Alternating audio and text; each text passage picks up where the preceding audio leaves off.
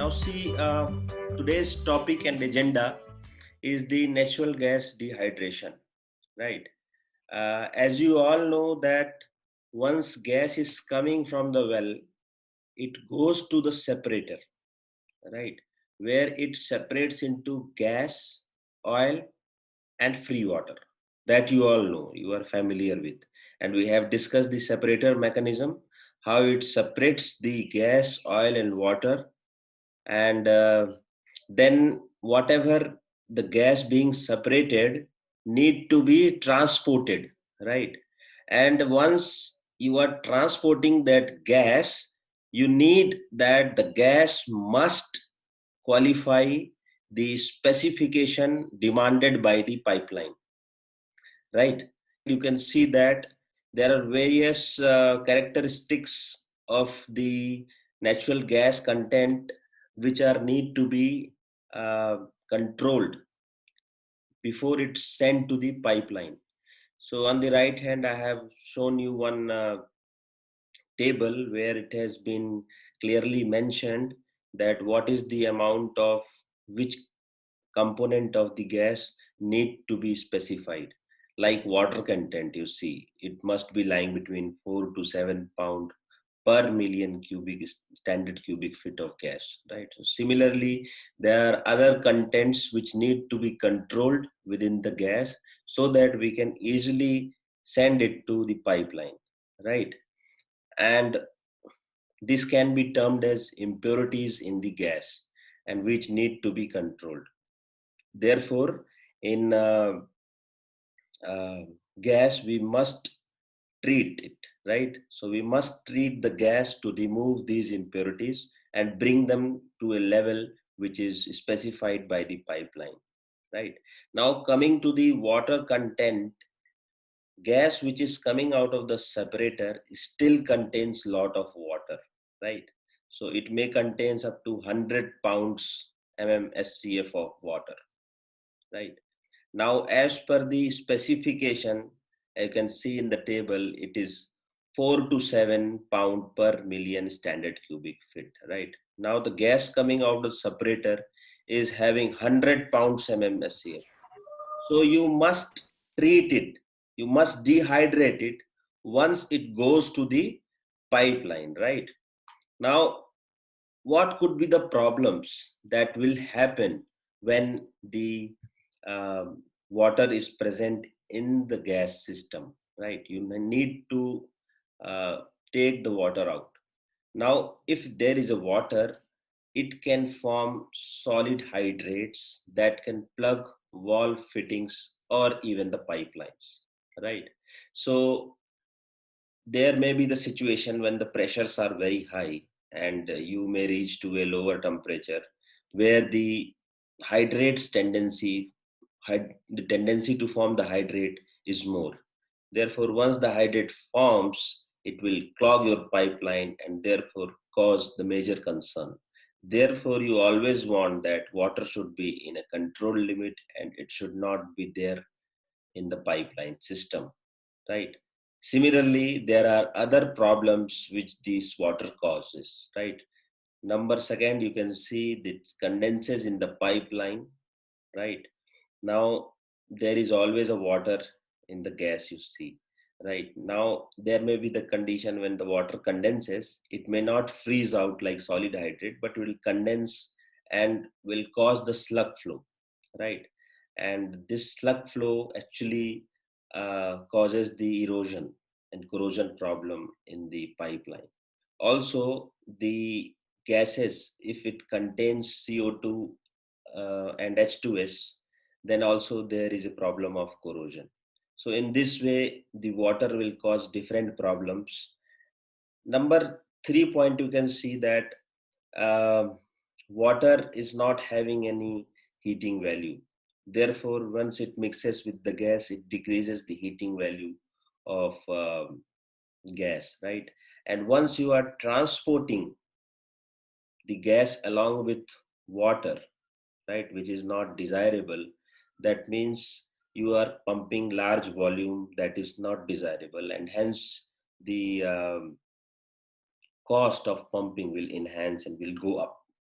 Therefore, this water need to be taken out and as per the pipeline specification. And I mentioned that pipeline require 6 to 8 pound per million standard cubic feet of water, not more than that. Otherwise, it will be undesirable, right? Now, if you see in the designing process of appropriate uh, dehydrating system, the selection of dehydration process and design are very important. Therefore, the water content need to be analyzed as well as the acid gases which are present in the gas will cause the water content to change, right? So therefore, it is both water content and acid gas which need to be taken care of before we are going to measure the water content in the gas system. So in the next slide, we'll see how we can measure the water content um in the natural gases. So this is a typical chart by uh, Makata and Wehe. On the left, you can see it's a table where you can see while you increase the pressure.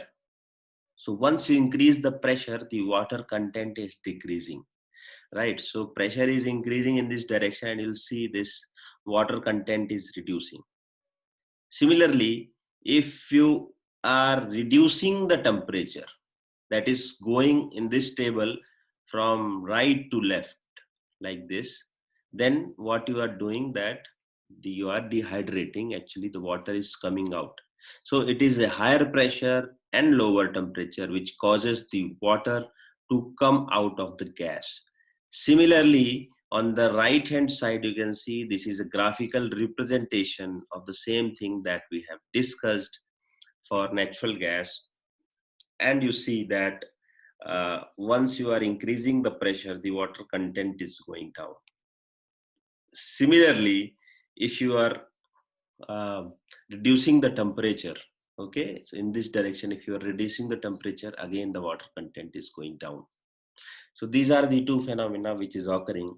Now, this water content, I am talking about the sweet natural gas.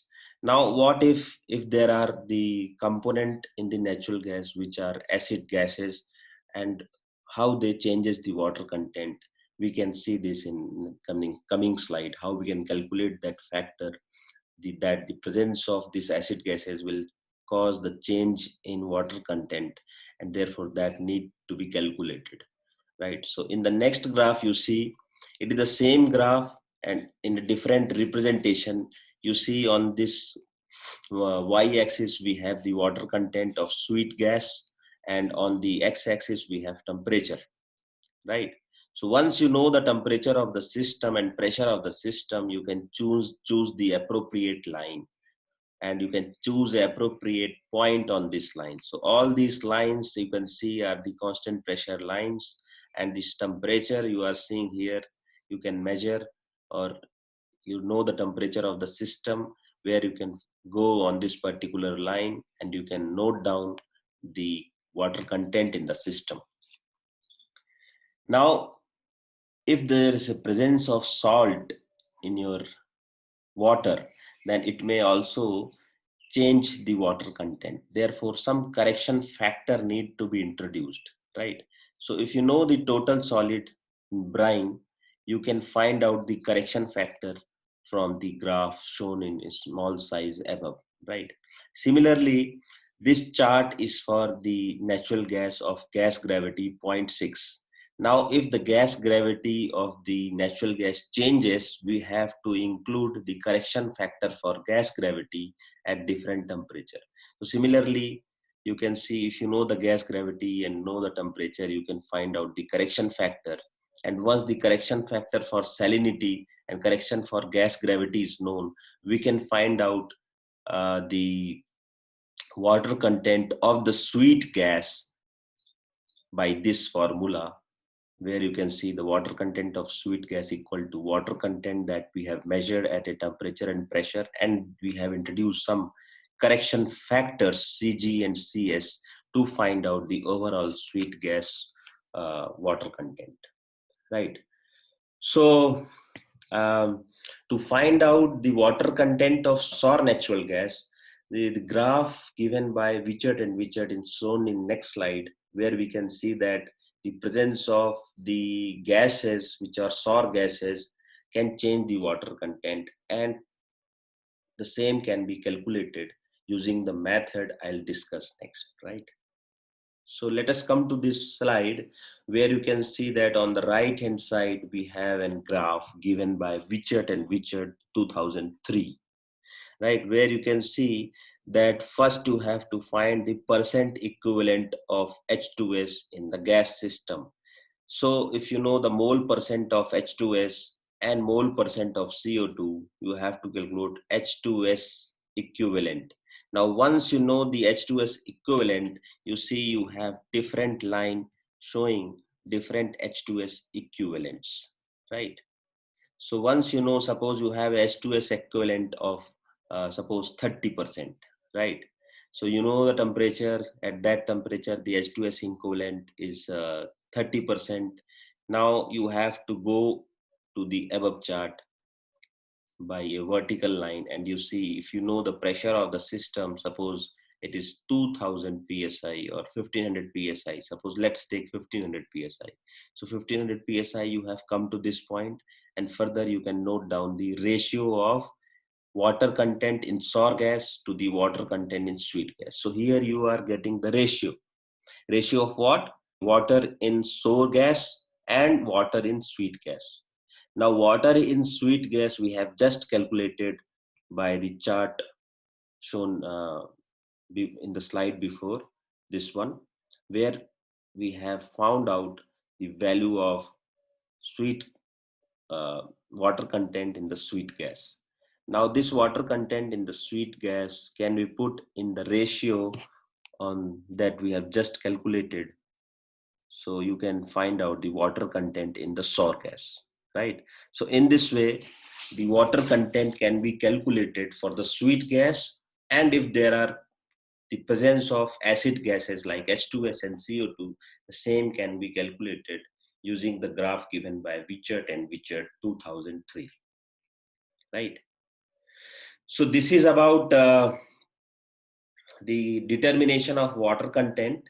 Next, we'll go to the processes which are actually used for dehydrating the water from the gas, right? So we have to discuss in this slide the dehydration systems that are being used to remove the water content from the gas. So number one, you see we have direct cooling method, right? In this, the temperature is lowered at constant pressure. So as we've seen that the reduction in temperature will cause the water to come out of the system. The same techniques can be used like direct cooling where the water can be taken out. Number two is the compression followed by cooling, where you see that the compression, that is increasing the pressure, can take out the water content from the gas. However, these two methods are not able to reduce the water content to the permissible limit of that of pipeline. Therefore, the next two methods which are shown here, C and D, absorption and adsorption, are very useful in determining or in removing the water content from the natural gas system. Now, this C point, which is absorption, it is a process in which water vapor is removed from natural gas by bubbling the gas counter currently through a certain liquid that have a special affinity to water. Now, this type of fluid, which is flowing counter currently to the flow of gas, are called hygroscopic fluid, which have special affinity to the water. Such fluids are the ethylene glycol, methanol, etc. So generally, this ethylene glycol or polyethylene glycol are used for absorption purpose. Next is adsorption. Now in adsorption, you see it is a process in which gas flow through a bed of granular solid that have an affinity to water. So such type of solid which are useful for removing and have a special affinity to water can be used to take out water from the natural gas. Now on the right, we can see we have just noted down some of the nomenclature which are generally used in dehydrating system, such as contactor. So contactor is a place, you can say, is a device where you can have some kind of dehydration taking place, right? And this will take place in the presence of some desiccant. It can be liquid desiccant, as I said, it would be absorption process, and there can be a solid desiccant, so it would be adsorption process. So these are the some nomenclature which are used, you have to be familiar with, right? So next we will discuss the dehydration by adsorption, right? So here you can see that we have shown a figure, right, which is showing you the dehydration process in presence of solid desiccant, right? And your solid desiccant is the place where the water content will adsorb and it will remove the water from the incoming gas. So here you see in this figure, the water or along with gas which is coming is taken inside, and it should be filtered before it enters. So right, the incoming gas should be cleaned by filter to remove the solid contaminants, right?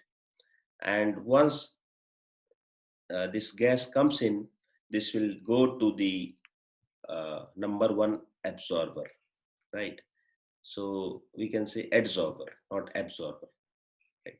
So here, this is a contactor, you can see, as I discussed, where the separation process is taking place. And during dehydration in contactor, gas flow downward. Okay, so gas is entering from the upward point and it will flow downward, right, during dehydration. And you must note that the downflow arrangement reduces the disturbance of the bed caused by high gas velocity during adsorption. So gas may have high velocity. If you put the gas from downside, it may cause the disturbance in the bed and then will slow down the process of separation of water, right? So therefore this has to be taken care of and the gas should be taken inlet from the top. So number third point I can discuss here is that you can see the other adsorber on the right hand side of this absorber, which is being regenerated, right? So one process is going on and the adsorber one is to separate the water from the natural gas, and the other adsorber, which is a standby adsorber, which is undergoing a process of regeneration, okay, which has been previously used in place of number one adsorber. So in this way, we can interchange the adsorber based on the working capability of each adsorber. So once it is being used, it has to be regenerated. So for regeneration, number two adsorber, which is standby observer, is used, right? Now you can see this adsorber being regenerated by hot stream of inlet gas coming from regeneration gas heater. So on this graph, you can see there is a regeneration heat generator or regeneration gas heater. So once the gas is coming, inlet gas is coming from this direction, some partial gas has gone into the regeneration gas heater and some gas has gone into the adsorber. Now the gas which has gone into the regeneration gas heater is heated to a high temperature and then it is sent to the adsorber 2, where the water adsorbed by the solid will be taken away by the gas. And in this way, the desiccant bed and number 2 adsorber get regenerated again. Whatever water is being collected by hot air which is coming or hot gas which is coming to adsorber 2 will go to the gas cooler and then will go to a scrubber, right? So this is a scrubber where the gas which is coming will go into, and then the water from the gas is removed by flash separation. So the gas will go up again, and whatever water which is being produced during regeneration process will go to disposal. So in this way, the dehydration process by adsorption work, right? Now, in the next slide, we'll see uh, the type of dehydrants or type of solid adsorber which is being used. So silica gel alumina are most commonly used, and you can see the various specification given in this slide. Okay, so you can go through this. This is the advantage of solid desiccant and the operating problems with the solid desiccants.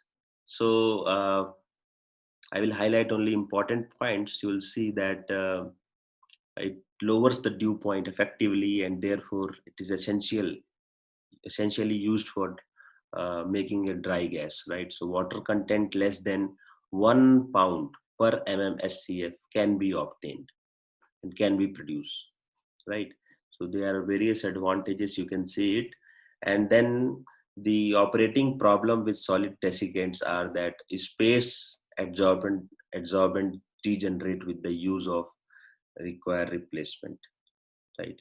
So this need to be replaced as mm, this is undergoing a separation process. It has been seen that within a cycle of 5 to 6, this adsorbent get least effective, and therefore it need to be replaced, right?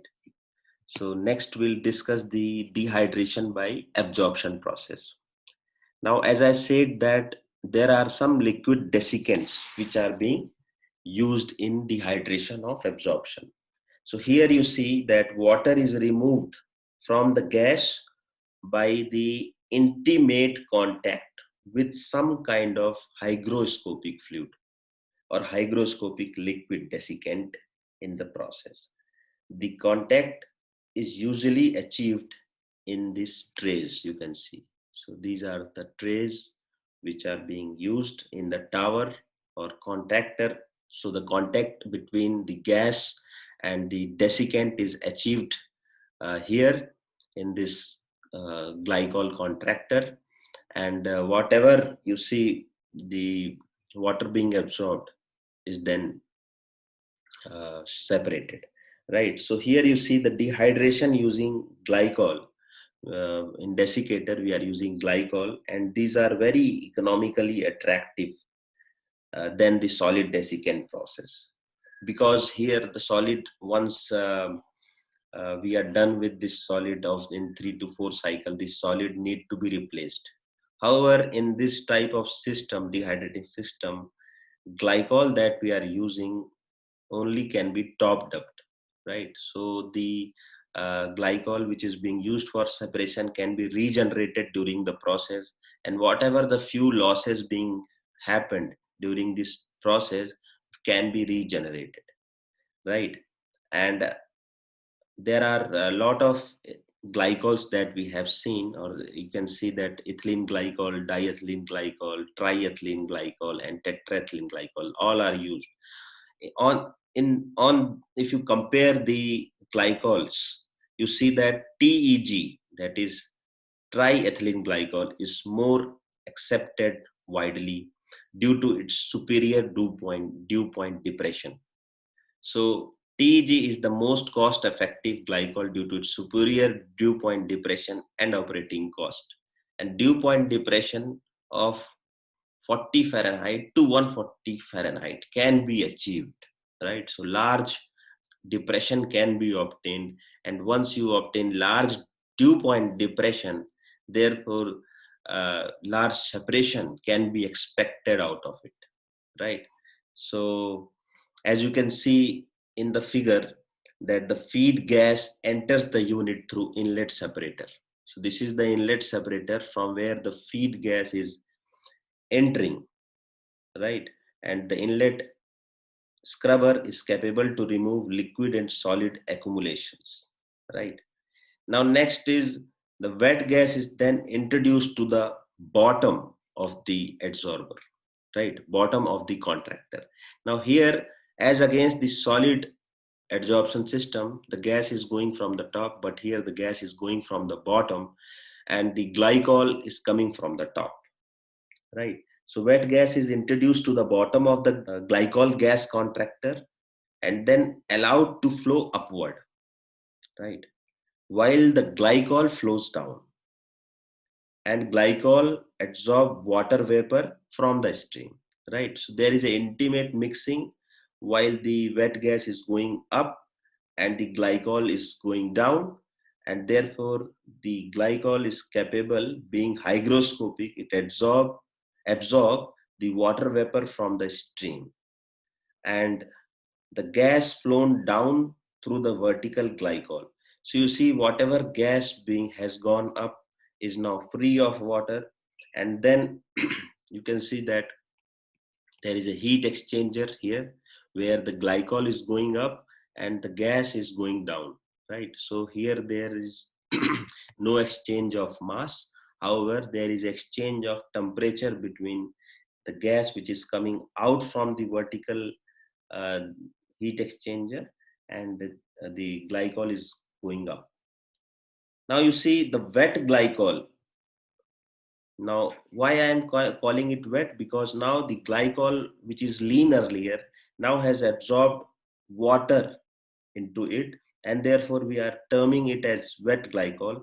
It leaves from the bottom of the contractor, passes through high glycol filter. So this is the filter you can see.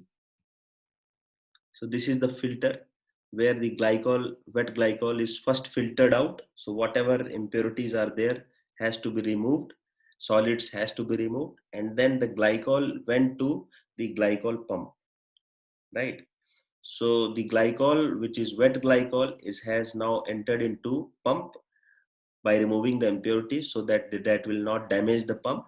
Now from there onwards, the liquid will travel all the way to the scrubber, right? So this is the scrubber where the whatever gas being taken out by this glycol, wet glycol, if there is certain gas, can be flashed out, and that gas can go to uh, the place where it is desired, or to the pipelines. And some of the gas can be taken to run this reboiler. So at the top you can see there is a reboiler, right? And the glycol which is collected here, which is now lean glycol, is not lean glycol, it is a wet glycol. It will go to the heat exchanger, and then from heat exchanger it will go to the flash boiler or reboiler, right? So here the glycol is reaching, which is a wet glycol, and there in the reboiler it is heated to a temperature, right? And that temperature is around 350 to 400 Fahrenheit. So the glycol is heated from 300 to 400 Fahrenheit, and then the water can be separated from the glycol. The one point to be noted here is that the boiling point of water is 100 degrees centigrade. However, the boiling point of glycol is 204 degrees centigrade. So therefore, you can easily remove the glycol from the water just by heating. And the heating energy is coming from the gases which is generated inside this scrubber on the left hand side. Whatever gas is used or generated can be used for running this reboiler. And there is, you can see there is a stripping section where if the sum of the glycol has gone up along with water, the water, since it is changed into vapor, will go up, and whatever glycol has been taken up by the water will go down in the stripping process, and therefore it will not go up, right? But even though some of the glycol uh, may went out, right? So therefore for that we have to top up some of the glycol which has been lost. So this is the overall process which is for dehydration absorption system. So if you have any question, you can ask me up to this point. So today what we have discussed is the dehydration by adsorption and absorption system, and we see that how this water content can be evaluated. And once you know the water content, you can design the process for the separation, right? So do you have any question till now? No, thank you, sir. Okay, thank you all for being here. And as Okay. far as my assignment is given, please do it by, what is the date today? 23rd. Do it by tomorrow, right? And submit in the Excel sheet. Okay? Okay. Okay. Okay. I hope you'll all follow it. Thank you very much.